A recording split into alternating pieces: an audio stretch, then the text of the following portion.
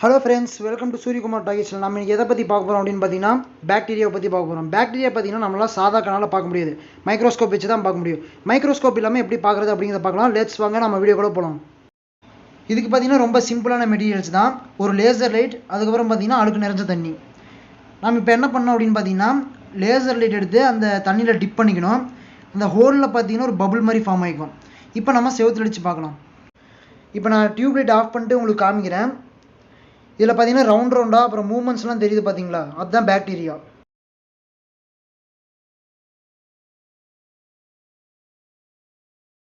Laser லைட்டுக்குள்ளே தண்ணி போய் laser light repair ஆயிருமோ அப்படிங்கிற ஏதோ பயத்தில் இருந்துச்சுன்னா நான் இன்னொரு மெத்தட் சொல்கிறேன் வாங்க. இதுக்கு என்னென்ன வேணும் அப்படின்னு பார்த்தீங்கன்னா அதே லேசர் லைட், அதுக்கப்புறம் மேக்னிஃபையிங் கிளாஸ், அதுக்கப்புறம் அழுக்கு நிறைஞ்ச தண்ணி. இப்போ பார்த்தீங்கன்னா நம்ம மேக்னிஃபையிங் கிளாஸ் எடுத்து அந்த அழுக்கு தண்ணி எடுத்து கொஞ்சம் ட்ரப் பண்ணிக்கலாம். இது பார்த்தீங்கன்னா ஃபுல்லாக ஸ்கேட்டர் ஆயிரும்.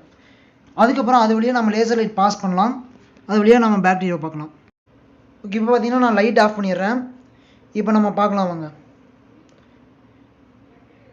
இந்த மேக்னிஃபையிங் கிளாஸ் வழியாக பார்க்குறது என்ன ஒரு டிஸ்அட்வான்டேஜ் அப்படின்னு பார்த்தீங்கன்னா ஸ்க்ரீன் பார்த்தீங்கன்னா சின்னதாக தான் தெரியும். இதில் பார்த்தீங்கன்னா இதுலேயும் ரவுண்டாக தெரியுது பாருங்கள், அதுதான் பாக்டீரியா.